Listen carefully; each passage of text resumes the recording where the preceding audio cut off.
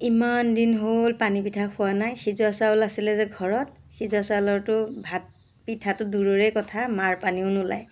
এইবাৰ মানে মই সিজাবলৈ মানা কৰিলোঁ। সেই নিসিজোৱা চাউলৰ পিঠা বনালোঁ, তাকো কোমল চাউল আৰু বৰা চাউল একেলগে মিহলোৱা। এই মানুহজনে ভিজাইছিলে, ভানুতেই মিহলোৱা আৰু মানুহজনে কৰা নাই বাৰু। মই মানে ধুনীয়াকৈ খুন্দি মেলি লৈ বনালোঁ। বনাওঁতেই গম পাইছোঁ দেখোন এইটো বেলেগ, আৰু খাওঁতেতো তালুতে লাগি ধৰে আঠা। তাকে আৰু পেলাবতো নোৱাৰি, খালোঁ আৰু কাজিয়া লাগি লাগি গালি পাৰি পাৰি খালোঁ। মানুহজনকে গালি দিছোঁ, কিয় তিয়াব লাগে এনেকুৱা চাউল, মই তিয়ালোঁ হয় কৈ পেলাই। পিছত তিয়ালেই যেতিয়া কি কৰিম আৰু বহুত দিনতে মানে কলডিল এটা আনি থৈ দিছিলে।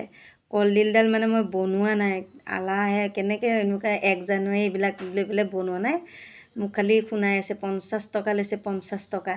মই ভাবিছোঁ আজি আৰু ইমান দামী কলডিলডাল, সেইকাৰণে বনাই পেলালোঁ। আৰু মুৰ্গী মাংস আনিব ক'লোঁ, আৰু গৰম মছলা দিম বুলি ভাবিছিলোঁ খালি কেৰাহীডালতে, একেলগে এইবিলাকৰ লগত আদা জলকীয়াৰ লগত খুন্দিম বুলি মই নহয় পাহৰি থাকিলোঁ। তেল দি পালোঁ, তেলতেই আকৌ গৰম মছলাও দি দিলোঁ। পিছত উঠাই পেলাই আৰু একেলগে ভাজিলোঁ।